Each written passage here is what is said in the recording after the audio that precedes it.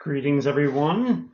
Good morning, good afternoon, good evening across the globe. My name is Drew Sakata. I'm thrilled that you could join us today for the 2023 State of the DPC landscape presentation. I'd like to take just a moment as we get started here to thank everybody who's calling in, who's already an active member of the 3D Retail Coalition, the group that's sponsoring today's webinar, and maybe spend just a moment to talk to you a bit about the mission statement of this group for anyone who might be unfamiliar before we get into the content, the core content for today's presentation. A bit about the 3DRC. It is the 3D Retail Coalition was a collaborative group of global retailers and brands that have been brought together to advance the adoption of 3D technology in the apparel, accessories, and footwear industry through the end-to-end supply chain from design through supply chain.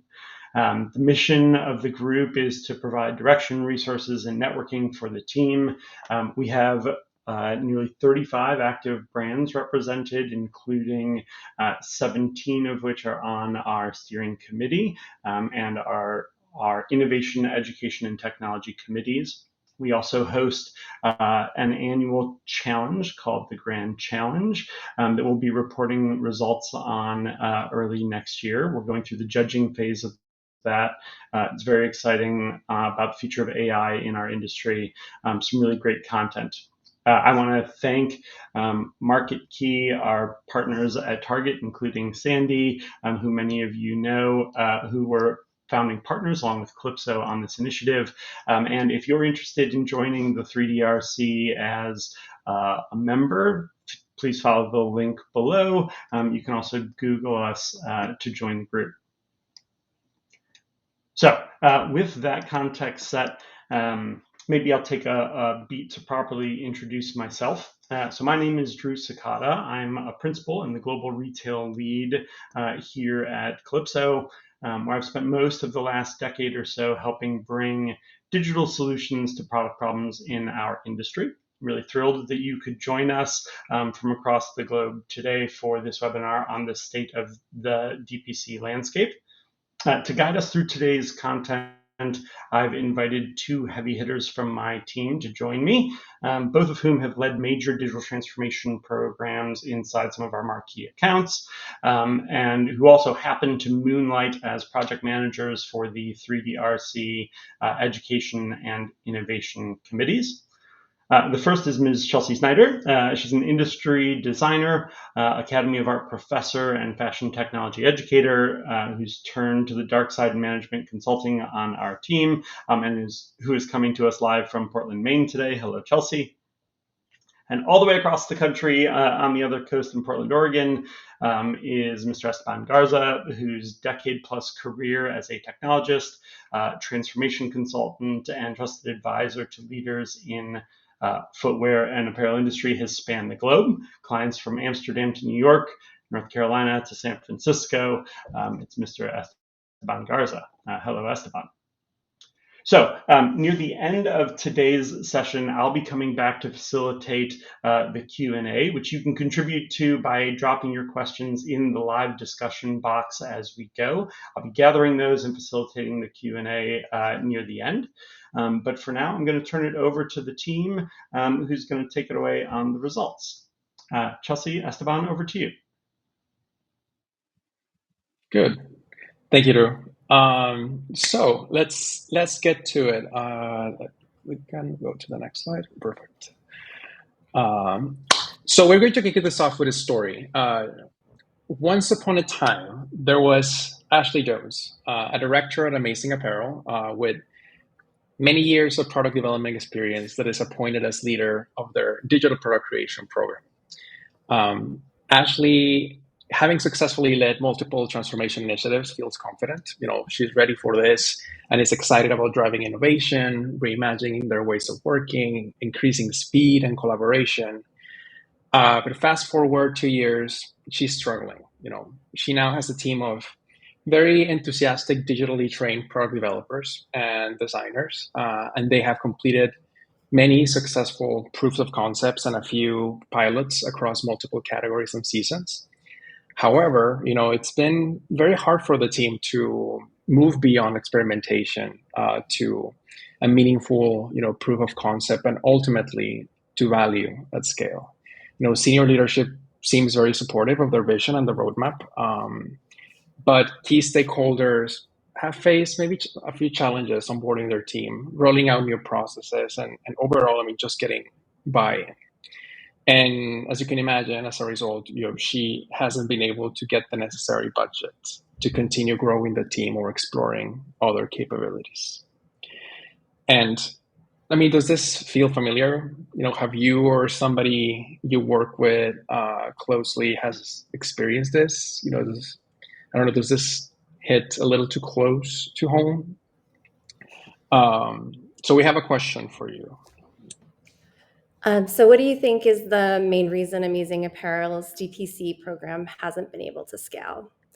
Could it be lack of organizational change management support, lack of executive sponsorship, lack of proper governance framework, weak business case, availability of technology solutions, lack of DPC resources and talent, or just the right DPC tools enabling product creation processes? So keep these in mind as we take you through the results, because we are going to visit this story at the end and talk a little bit more about what could be those pain points for her. So keep it in mind. But anyways, as Drew said, we're Chelsea Snyder and Esteban Garza from Kalypso. We're very excited to be here and share some findings and key insights of our latest digital product creation research. I'm sure that a lot of people here are familiarized with Kalypso's annual DPC survey and may have seen results from our previous years. But for those who are not, I'll briefly provide some context. In 2016, we started seeing a lot of interest from our clients and other people in the industry on digital capabilities. Everything from 3D product design and material scanning to the use of digital assets for e-com and marketing. And back then, everybody was at a different stage in their digital product creation journey. So we decided to do a survey to have a better understanding of adoption. Asking our contacts, what are you investing in? What is important to you? And we oriented that survey towards a digital trade framework that categorizes these capabilities and discover, create, make, and sell. So we could measure maturity within the industry. Now, instead of doing the maturity assessment that we've done previously, what we've realized this year, especially through our client work, is that most people are already doing something in the DPC space, and we wanted to adjust our approach to capture how they're scaling. If they have achieved that value that they're working towards, how have they been able to grow and adapt? So that was the goal for 2023. And this year we partnered with Fashion Innovation Agency and the London College of Fashion, and over 100 people across the retail industry participated. Now, going to the next. Yes. We split the survey in 5 key topics, such as materials and components, concepting and ideation. And on the right side, you can see the breakdown that shows the different functions, business types, and market segments that we were able to capture insights for. Overall, very balanced. We have representation from all the different business units that support DPC and from value brands all the way to luxury. And today we're going to deep dive into where people are going, what are some of the challenges that they are facing, and how can we set to overcome them together. But let's get started with a summary of the 7 key insights that came out of this year's research. So the results we're going to take you through today, we've grouped them into 7 key sections. So keep in mind that these are just key points. If you do want us to take you through a deeper dive of the results, we're happy to facilitate some time and take you through a deeper dive. But yeah, these are the top 7 key summary insights. And we'll go ahead and jump right in. So this is a comparison of 2022 and 2023 of the challenges and barriers to entry. This is focusing on what people are still experiencing as they try to scale. And what was fascinating to us as we were compiling results and focusing on these top barriers that we have tracked over the years is a drastic difference in the top four, where people are struggling, especially if you compare them with previous years. We are getting into more details in a bit, sure, but just look at the change management, 2022 versus 2023.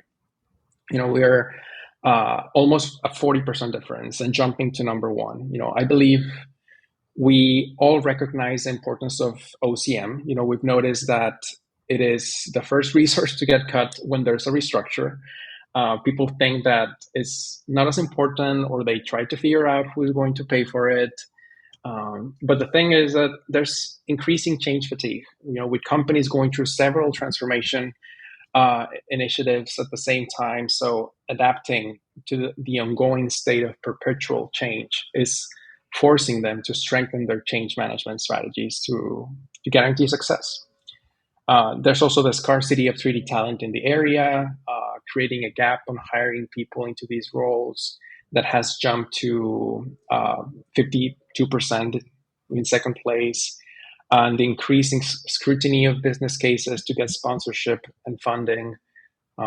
We uncovered a lot, but I believe the biggest takeaway here is that there are new challenges, that are arising, and some of the existing ones that we are all familiar with have shifted with the current market conditions in this, post-COVID world.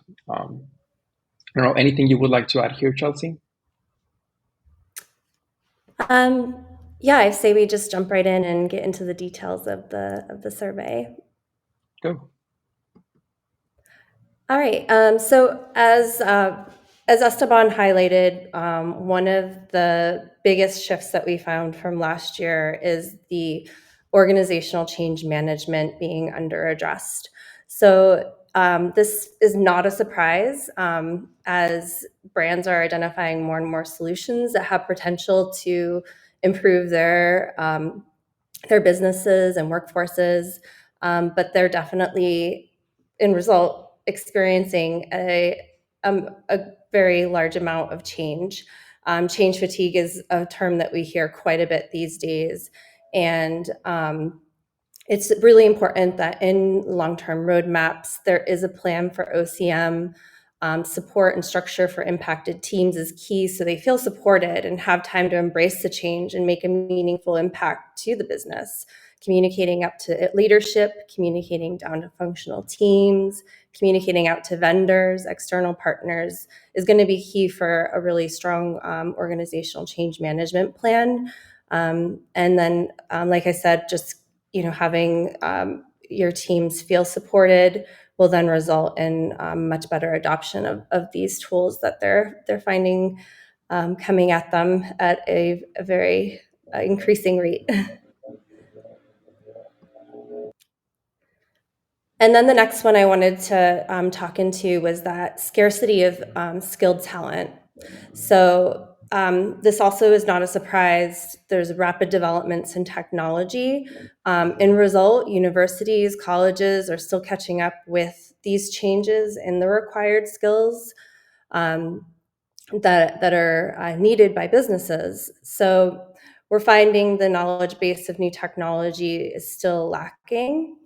And I just want to mention too that the 3DRC Education Committee has recognized these skill gaps and the need to help provide a little bit more clarity on what the need is for both universities building robust programs that facilitate these tools that businesses are required to use, and then also to help with hiring and what type of skills should be required within the talent you're bringing into your businesses. So we've created a certification matrix, and it's ever evolving, but we'll be providing visibility to that soon through the 3DRC website.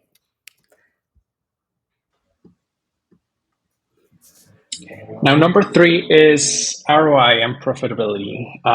We've noticed that, as DPC is integrated into many people's product development processes, they're struggling to continue the funding. In order to secure budget for their program, they need to hardline back into an ROI. Some leaders find it hard to understand that digital product creation is a multi-year investment, that it is hard to calculate a strong, specific ROI. As I'm sure some of you have experienced, it's almost impossible to say, hey, if I replace a physical sample with a digital one here, it will save us 40%. And not only that, but it gets more complicated because then there's the question of who is paying for DPC work. Is it the business because it impacts key processes, or the IT department because of a technology element? And if the DPC program falls under IT, the validation of return over investment becomes super important, because in DPC, there are so many capabilities that it is challenging to calculate a very strict one-for-one. When a lot of the funding comes from the IT side and they're driving progress, there needs to be a very close partnership between them and the business to make sure that everybody understands requirements, the value that this is bringing, so everybody understands the bigger picture and roadmap that supports it. So with this near-term pressure for ROI, companies will need to build stronger benefit cases to keep sponsorship support. But regardless of who is the ultimate sponsor, you must create a realistic business model, with inputs from key financial advisors, and remember that you will be measured against, this performance. So getting cross-functional buy-in to financial drivers is critical. And there's more of an intense scrutiny, to refresh and refine business cases. Very often we find that retailers did a great job maybe building a business case and tying it to a roadmap, but then 2-3 years down the line, and it was never updated, even after key assumptions or priorities changed. So something to keep in mind. Now, foundational, number 4 is just we're focusing on technology, and how many retailers, are not taking full advantage of those key foundational platforms, that enable digital product creation. We're talking about PLM, digital asset management, product information management systems, MDM, and let's be honest, when you compare all of the really cool 3D tools and technology, PLM is probably the least sexy one, but it's essential. PLM continues to be the single source of truth for product, material, and component information, and it should be used to manage and provide visibility and transparency to the cross-functional product creation process. It is because of PLM manages critical data throughout the product lifecycle and across the supply chain, that it provides that infrastructure for an end-to-end digital transformation. And we just need to acknowledge that it is now only one in a big set of platforms serving retailers with product data and digital assets. And we also need to think about them, systems, capable of taking all of these countless assets that are developed on a seasonal basis and making them available to an entire organization. And while 87% of people say that all of these platforms are critical, most companies are still relying on SharePoint, on Box, on Dropbox, or similar repositories to store and share these assets. And believe me, it may sound impossible or distant, but I've worked for clients who have reached their file limits in SharePoint, and it's not fun. And what's worse is that 40% of respondents report that, they don't have a strategic vision to connect the technology that is already at their disposal. So we find this disconnect, between having the technology and understanding how to make it work to achieve their vision. And just don't forget that technology should support the solution, not provide the solution. Because ultimately the goal, is to have this data that begins as a concept, at the very beginning and is aggregating, flowing downstream through the diverse end uses, and available to all kinds of functions at different points in time. So yeah, I'm sure you all work with people who are still relying heavily on emails, disconnected spreadsheets, local drives, and it all adds up, creating barriers for adoption. Next, we have AI. Yeah, so through the survey, we definitely discovered that AI is still in its infancy. 80% of the respondents indicate they don't use it in any form, although it being at top of mind with promises of solutions to help with menial tasks, helping to fuel creativity, and really, be used as a tool to help enhance one's business. However, we found that there are definitely concerns around using the tool and really navigating through how to, best use AI and in a responsible way. So, intellectual property is number one concern. The ethical considerations of using AI is one of those top concerns as well. Quality control, cost and resources, regulatory compliance. All of these are things that are worth concern, because again, it is in its infancy. People are still learning how to navigate the tools. Whether they're tools like ChatGPT, Dolly 2, Midjourney, ones that are basically out of the box solutions, where there is a lot of unknown waters to be charted through there. However, we're hearing a lot about it. It's definitely something that I can see in future surveys, hearing a lot more about both navigating through the tool and also ways that it can be most efficiently and effectively used. Although it can help enhance the work that we do, it still requires a human brain to use it properly and really bespoke it for one's business. So definitely a tool of the future. It's emerging. There's definitely reason for concern in terms of how one navigates it through their business. But again, it's not surprising to hear some of these results that we found here. And so, why are people deciding to take the leap into DPC? I mean, as we know, that it does have its challenges. But according to the survey, 96% of the respondents said agility and speed to market is the top reason for adopting DPC. So improving product designs at 72% and fostering innovation. So definitely a lot of potential that we've seen use cases for. And then achieving sustainability targets, linking your data into digital products. There's a lot of potential there. This is another topic definitely at top of mind, sustainability, with a lot of legislation going underway in the next few years. And then attracting and retaining talent. So, definitely using tools that are starting to be that we're seeing a lot of people using these days.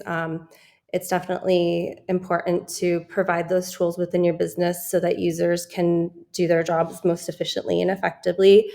And then a lot of the digital product creation tools have the potential to improve customer experiences. We also found respondents saying improving employee morale, shifting business models, and attracting more vendors and partners. And lastly, enabling automated manufacturing. So not as many there. Again, lots of potential. But yeah, these are the top strategic imperatives for adopting DPC. So next we're showcasing, the unrealized gains, and how, in reality, not many people have truly gotten closer to market. As you saw in the previous slide, by nearly unanimous choice, improving agility and speed to market is the top DPC strategic priority. 96% of people agree, as Chelsea said. When we first met with executive leadership to develop a vision and ask, what are you trying to achieve with your DPC program? How can DPC support your org strategy? No matter the market segment and even business type, it's always speed to market. Brands want to be closer to trend. They want to understand how some of these capabilities can save some time. It's a key benefit that everybody is aiming for. What was the most interesting about the speed to market priority is that less than 4% of people, who responded to the survey have actually made significant changes to their calendar. There's a huge, disparity between the top value and the realization of that value for digital product creation. It's something that we definitely noticed at multiple clients, and that is almost in line, with the OCM situation. I guess there is change fatigue, and sometimes it feels like we're changing for the sake of changing, and no one has been able to create or propagate these changes to their development calendar, just to realize that the vision and get the value. Sometimes, it's the lack of executive sponsorship or just the level of effort. As you know, it takes a lot to take weeks or even days off a development calendar. And the reality is that most organizations are finding it hard to do. Now, sustainability has been a big one, and I think that you have seen in the news the impact of climate change, the pressure from the public, governments, and consumers. It has made sustainability a huge priority. In this current market, laws are changing across the world. Companies are forced to think, how can we protect our business? Making sure that we're sustainable, making sure that there's traceability. So it jumped to be a top priority. So now retailers are taking it more seriously, or at least prioritizing it more as something that they need to be able to impact and track. It's something that 60% of people indicated, that this is a metric that they are trying to capture as part of their DPC programs, and align them with their strategic goals. Maybe in the form of how they produce, physical samples, or how they reduce shipping costs, or simply not relying on printing paper to validate CAD work. It's something that has been part of benefit cases from the very beginning, but that almost became an afterthought, when put it next to your speed, agility, or sample cost reduction. So let's shift it a little bit. And now, lessons learned. Now that we have, what have we learned from all of this? What are the big takeaways? I guess, first and foremost, change is nonstop. Every day in the news, we can hear of a retailer restructuring, going through a reorg, merging with another, being acquired. People working in the retail industry are tired, having a hard time managing their workload while adjusting to these transformations, new ways of working. So, as Chelsea said, organization change management is key to enable them, and we need to figure out how to invest in this. Prioritize resources that will help push things along, assess change impact, drive the communication strategy, among other things. This is key to realize the value of the DPC investment.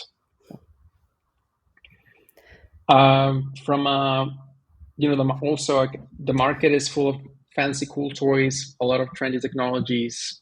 You remember the NFTs craze a couple of years ago, and I'm sure you've seen the countless of articles out there reporting how the NFT market collapsed. And not too long ago, retailers believed that this would be their future. So it's very interesting to see the tides turning, and make sure that you have a proper process or framework to evaluate new technology, and don't let these little shiny tools distract you from your goals and roadmap. Yeah, and Sorry, go ahead, Chelsea. No, I was just going to speak to one of the other points around near-term pressure for ROI. It's DPC has a lot of challenges. It's a huge investment, but it definitely comes with many benefits and returns. So it's definitely something that it's not surprising to see that near-term pressure for ROI, and building stronger benefits case just to keep sponsorship support and keep the ball rolling, of course, and really growing and seeing results from all the work, time, and investment that everybody's putting in. Yeah, that's right. I guess in relation to the scarcity of talent and skill set required, we are finding, that companies will need to explore new talent and organizational structures to enable DPC. They're looking at freelancers and third parties, developing new ways of working, redefining job descriptions to get the right talent. And maybe also going back to what Chelsea covered earlier, as AI comes, and brands realize how much value it may bring, it's going to be super important for companies to look at these risks and understand what it means for them. They really have to have their ducks in a row when it comes to legal aspects of, leveraging these technologies. So just doing their homework. And I guess that the last thing that I would add around foundational technology is just figuring out how to connect your software together and build your ecosystem. It's a very important part of accelerating your growth, especially if your goal is to automate processors or enable more advanced data-driven capabilities. So now, having shared our latest research, let's revisit the story of Ashley and Amazing Apparel. We asked you, what do you believe is the main reason, their DPC program hasn't been able to scale? What are they missing? After this summary of our findings, what do you think is the right answer? Is it OCM or the right sponsorship, a governance framework, a solid business case, the latest technology, or just simply talent?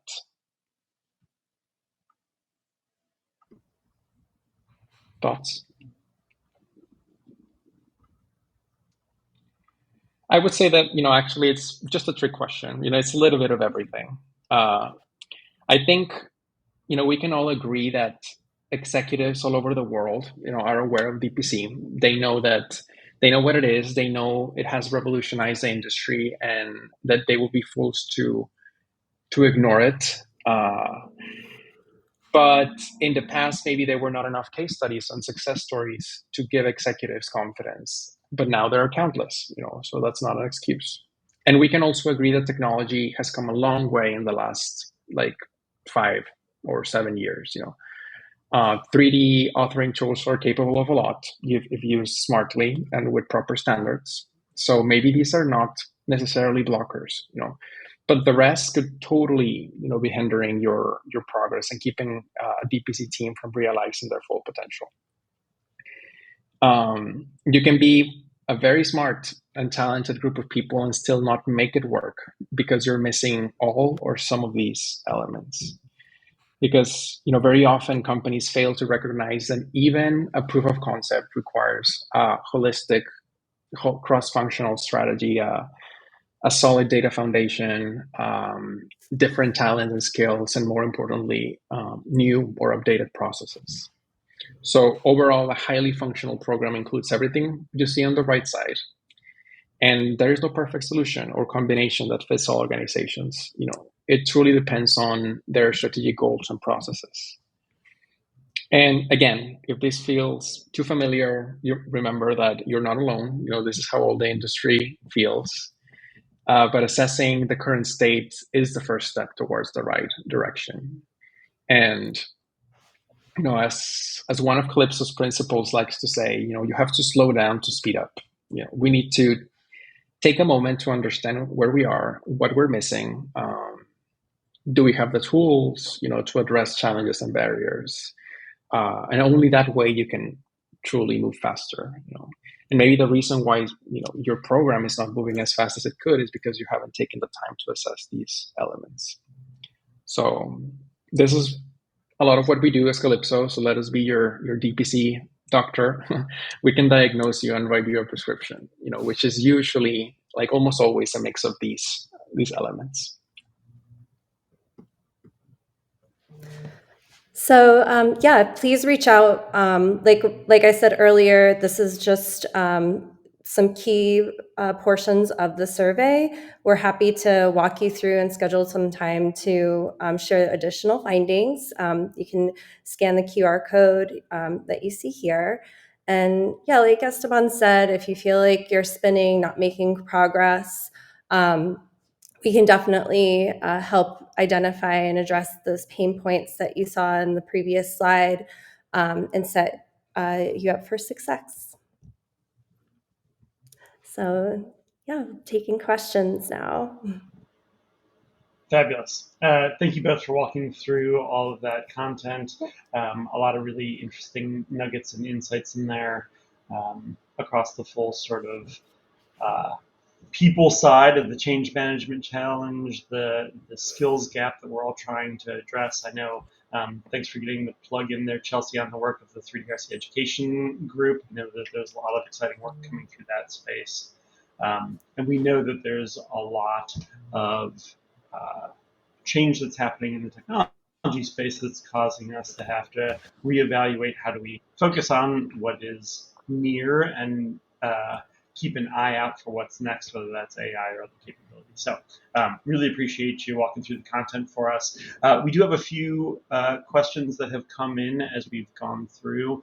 And maybe we can start with a few that were based on the sort of survey demographics and research methodology. So could I ask you guys to maybe take us through the content? I think it was at the beginning, there was a slide on research methodology that described sort of who the respondents were and what a little bit of the demographic breakdown was. I know maybe we can just pause here for a moment and I could ask you to do a quick voiceover of it again, and then I can add a little bit more color on top.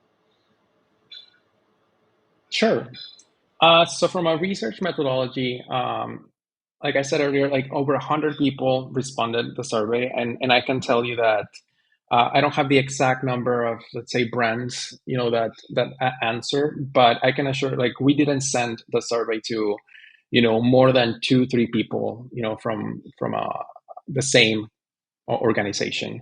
So if you do the math, you have at least, 30, 40, maybe I would say even 50 brands who responded.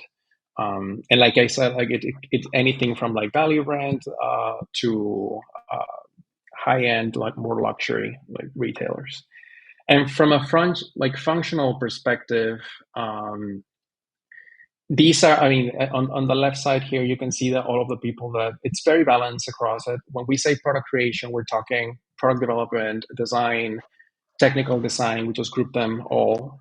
DPC just means that they're reported being part of a DPC office or something of some sorts. Executives, any kind of C-suite, respondents, and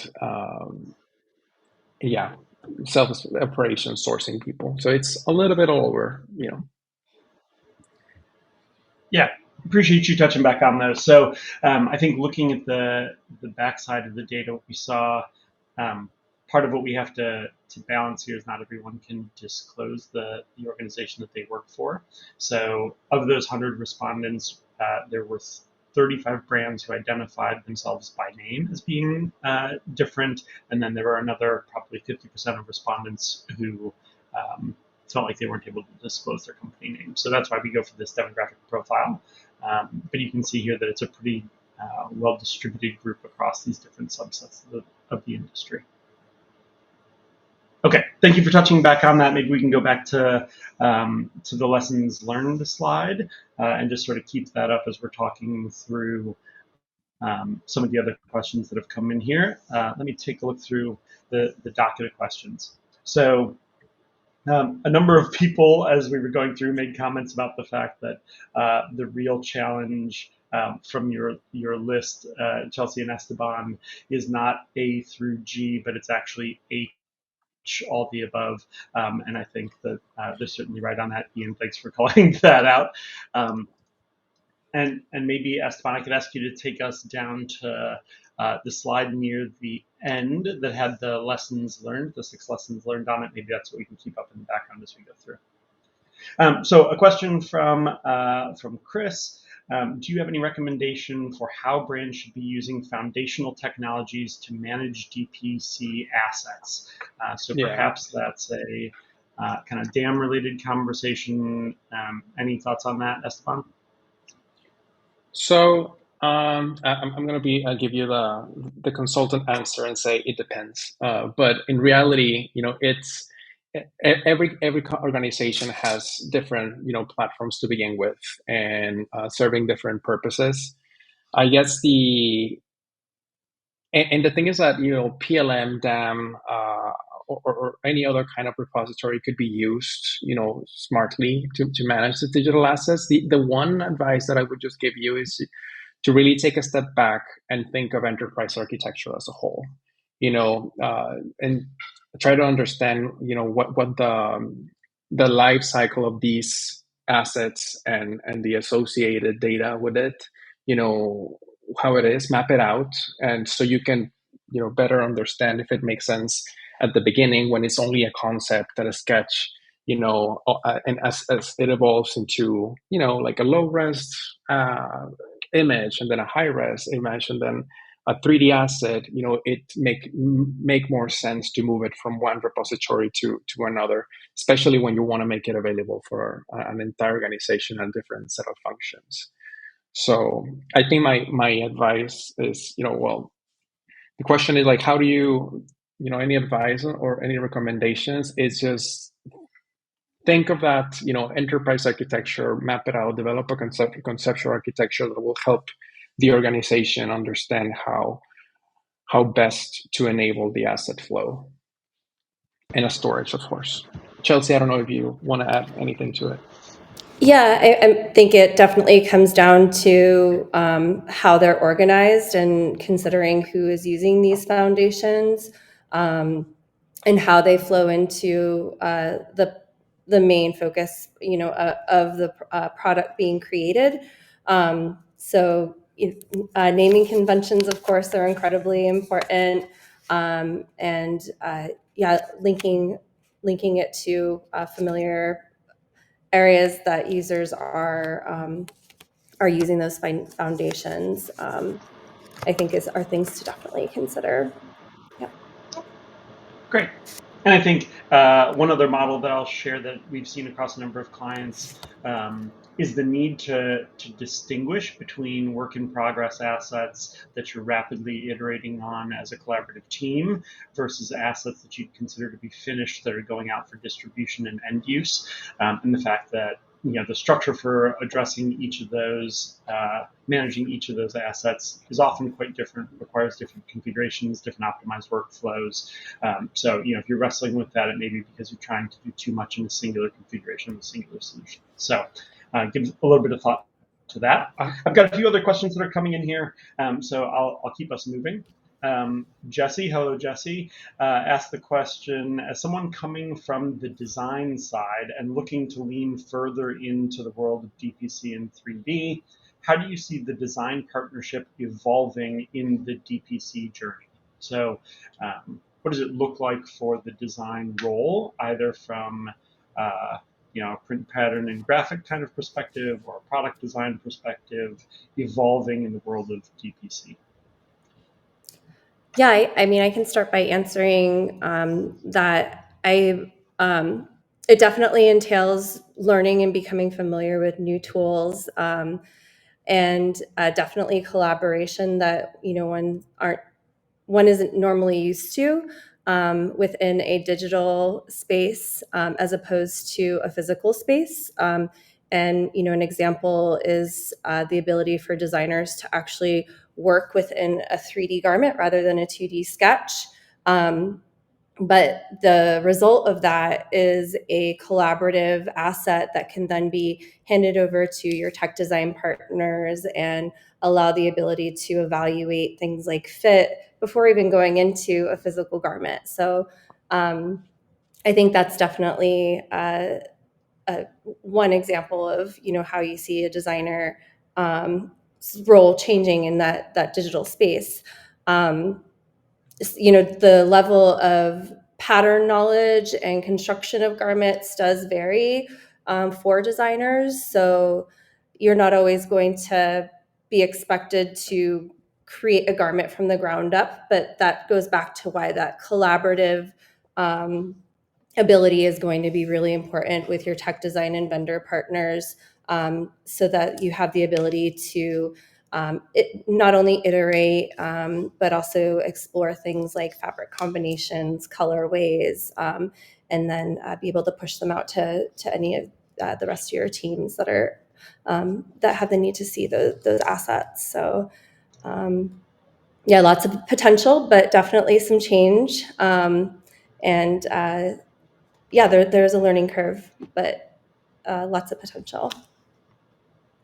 Very nice. I think, in general, the kind of observation I'd make about the evolution of roles in this space is really the evolution of working singularly versus working collaboratively, and being able to work in a linear way versus a collaborative and parallel way. So the idea that tech designers and designers and production teams can be working together in parallel on singular assets globally, collaboratively, iteratively with vendor partners is a pretty significant shift in the way that we work. So on that topic, I'd like to address some other questions that we have here about kind of reimagining operating models, processes, calendars. There are a few here that I think are interrelated, both from William and Lindsay in the chat. So the question is, the current processes are built on a physical way of working, a physical workflow, but DPC's sort of reliance on that manually driven process that's existed for a long time keeps us from kind of reimagining that potential future and harvesting the speed to market that we've been talking about. And I know there was a statistic in the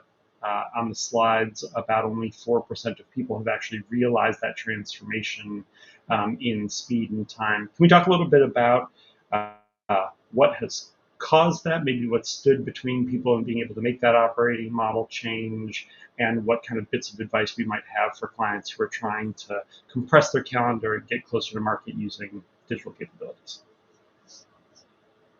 I mean, I can just start by saying that for sure, a lot of those unrealized gains come from that attempt of brands of just keeping their old processes and just introducing a new technology, a new tool.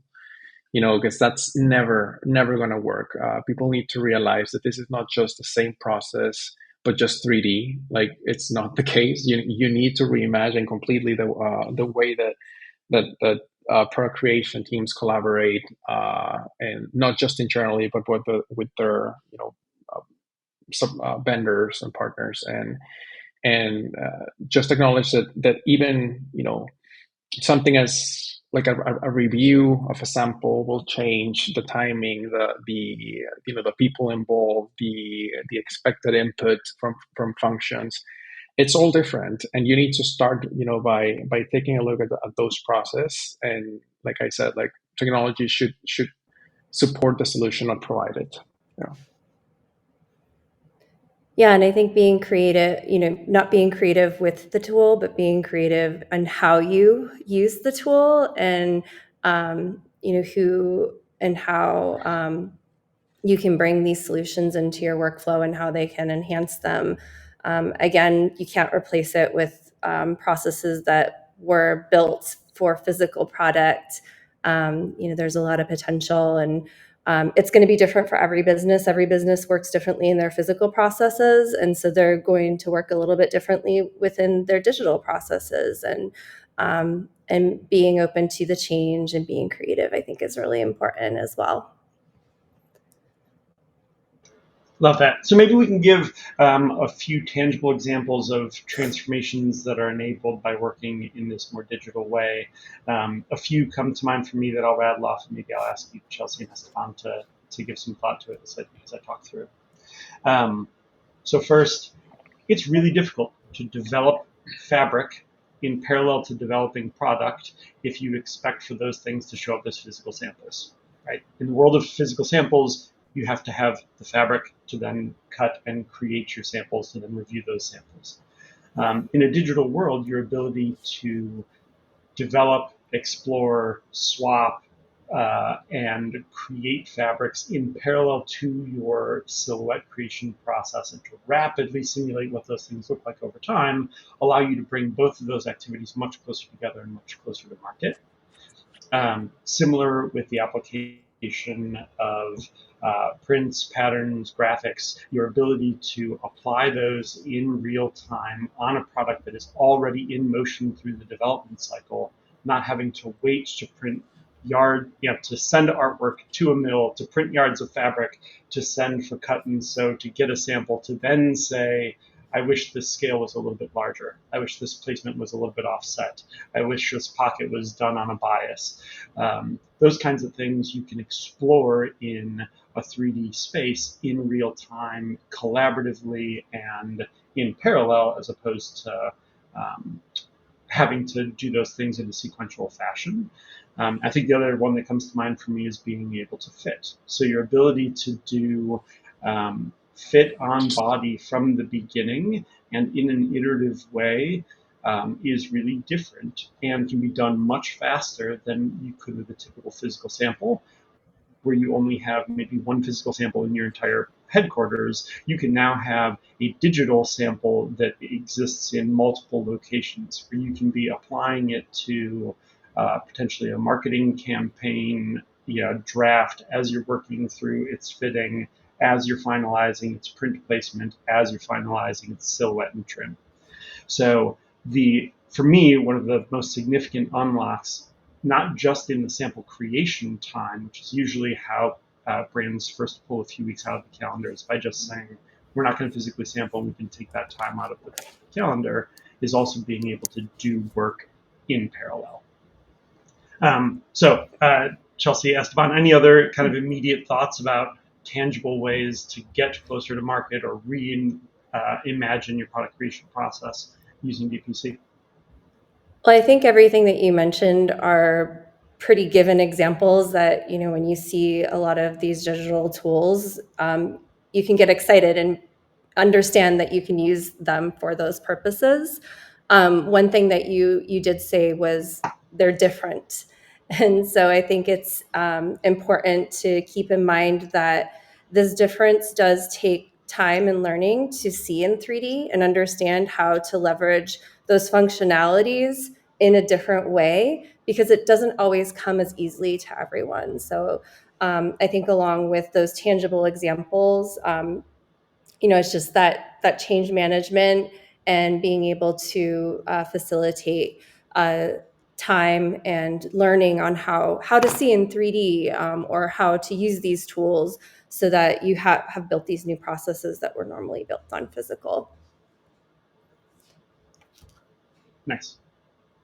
Okay. And I do think, one of the other practical challenges that our clients are facing who are attempting to harvest that time out of their calendar and get closer to market to be more responsive, there's also an element of scale. That it's really often difficult to do that if only a small subset of your business is working in a digital way. So being thoughtful as you're developing your product or your transformation roadmap to say, hey, can we take a subset of our business and operate in this much more nimble way, as opposed to saying we're going to take some product from this category and some product from this category. It makes it very difficult to actually move your entire category closer to market.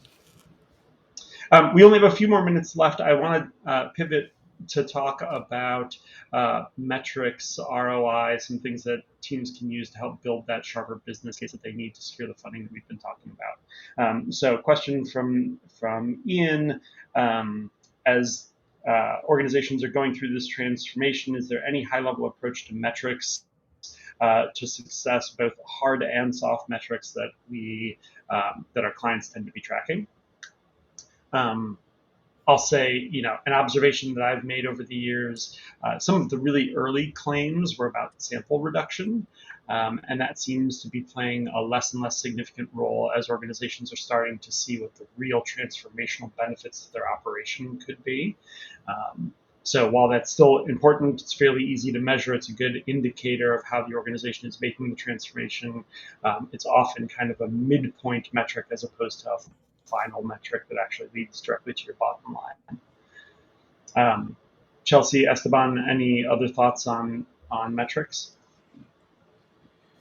I mean, I guess the key is just truly to tie them to your strategic goals. As a company, sometimes it's very helpful to look at it in like categories like strategic, like sustainability, talent retention, financial, when you're like more like sales, revenue, cost reduction, improved demand, projection, maybe. From an adoption perspective, is organization, vendor readiness, product line depth, and then even look at operational, if you want to look really at improved workforce efficiency or execution, of design and development. But in reality, I mean, it truly depends on what is important for key stakeholders, and what is going to allow you to to show value of the DPC program. Yeah, I think that's great, Esteban. Thank you. I think one of the things that you touched on there was productivity and efficiency of the team. I think many in the industry are feeling right now, after having gone through quite a lot of workforce reduction initiatives across the industry in the last few years, that people are being asked to do more with less people. And one way of doing that is to work more efficiently. And this is often a way to, where DPC can step in to help to make that happen. So I think that's great. A few other quick observations from my side. I do think the ability to do voice of consumer testing with your 3D assets that are true to life and get a read from the market is more important now than ever, where your LY product data isn't really predictive of what your future sales are going to be. Being able to use these digital assets to drive that is really important, and that can drive reduced risk, improved profitability, less inventory on hand. That's all really critical, practical sort of metrics for success. And I think that there's a whole world of improved consumer engagement, both through kind of Web3 applications, online, digital, mobile applications that can be things that your team, whether that's virtual try-on or it's just sort of immersing yourself in the experience of the garment. There's quite a lot that you can do in that space that I think is practical, tactical, and directly related to DPC too. It looks like we're coming right up on the hour mark for the session. Chelsea, Esteban, thank you so much for walking us through the content today. Thank you everybody who dialed in live and who's watching in playback. If you're interested in knowing more about the content that we've shared today, please feel free to reach out to any of us on the screen. I'm Drew, Chelsea, Esteban from Kalypso. We'd be happy to be, what did you call it, Esteban, your DPC doctors? Yes. Happy to help diagnose your program's woes and help you get on the right track. So with that, thank you everybody again. Talk again soon. Thanks everybody. Thank you. Bye.